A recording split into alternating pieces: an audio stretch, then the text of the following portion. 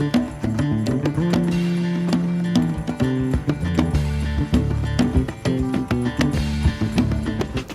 I'm Robert Scott, and this is the first in a series of short videos helping us as believers and followers in Jesus to talk with Muslim people about the one we're following, Jesus Christ, or Jesus the Messiah, as many Muslim people know him.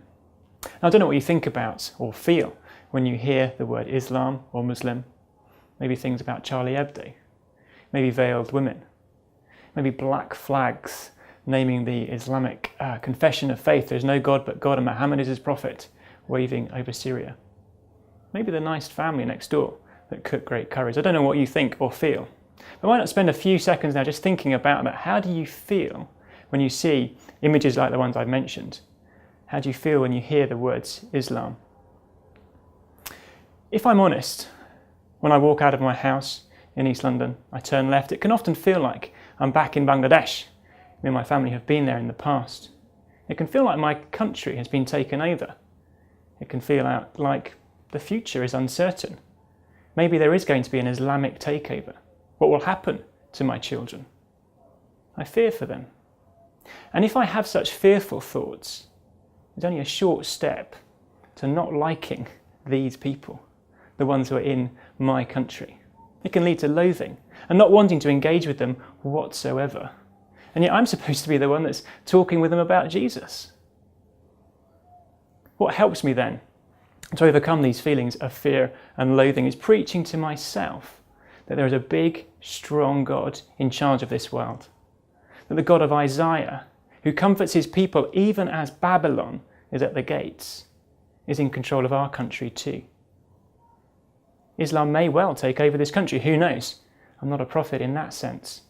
But God is still in control. And as Paul says in his sermon to the Athenians in Acts 17, God puts people in the times and places they're in. The Muslim people in our communities are put there by God. We can trust him. He is in control of this situation.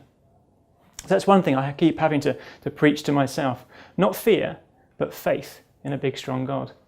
But what about loathing? Well, I need to replace that with love. Muslim people are people. It's very obvious. But I keep having to remind myself that and use Muslim as an adjective, not a noun, of people. Because Muslims are people. People like you and me. People made in the image of God and therefore worthy of great respect and dignity, just like everybody else. But just like everybody else, they are fallen. They are under the judgment of God, just like you and I were. And so need to hear about his love, the love he has for a world such as this, into which he sent his Son, that we might know him and might be forgiven. And this Son also teaches us to love our neighbours, and many Muslim people are our neighbours. Some are our enemies, that is true. We mustn't be naive about that. But Jesus says we're to love them as well. So whoever they are, we're to love Muslim people. And part of that love is to tell them about Jesus. So I keep having to preach to myself that God is in control of this world, that I'm to love Muslim people as people. Well, how might we go about that practically in talking with them about the Lord Jesus, about Jesus the Messiah? Well, the next few videos are going to help us do that.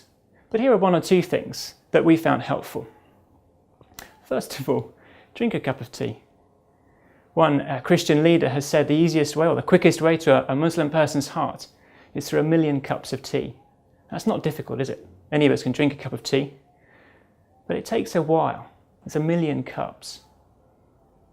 So it needs to be a genuine friendship, not seeing Muslim people as targets for evangelism to be moved on to when you've only got through 10,000 cups of tea and they still haven't converted.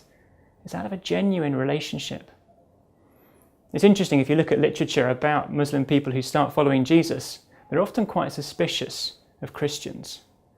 And it's only when they realise that the people who are befriending them are doing it as genuine friends and not as targets, they begin to take the message that these Christians are speaking seriously. So take seriously friendship. Get to know them, get to know their families, seek to love them. What next? Well, there'll be more in following videos, but just ask, have you read the Bible? If not, why not? There are various objections to that kind of question that Muslim people might have, and we'll deal with them next time. But just ask, have they read the Bible? And if they haven't, would you read it with me? Where might you start? Well, start with Jesus is always a good place. open up one of the Gospels, talk with them about the amazing things that Jesus has done, many of which they may already know from what the Quran says about Jesus. It says he healed people. He raised the dead even. So there's a level of knowledge there that we can base what we're saying upon. Well, why not start at the beginning?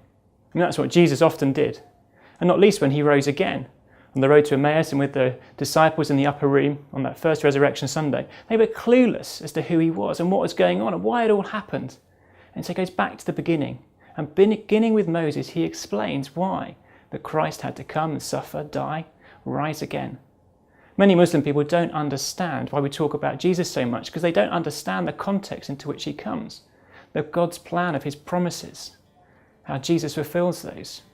But they begin with a creation account and a fall account, which Muslim people need to know so they can see how Jesus fits into the whole scheme of things. Why not begin there?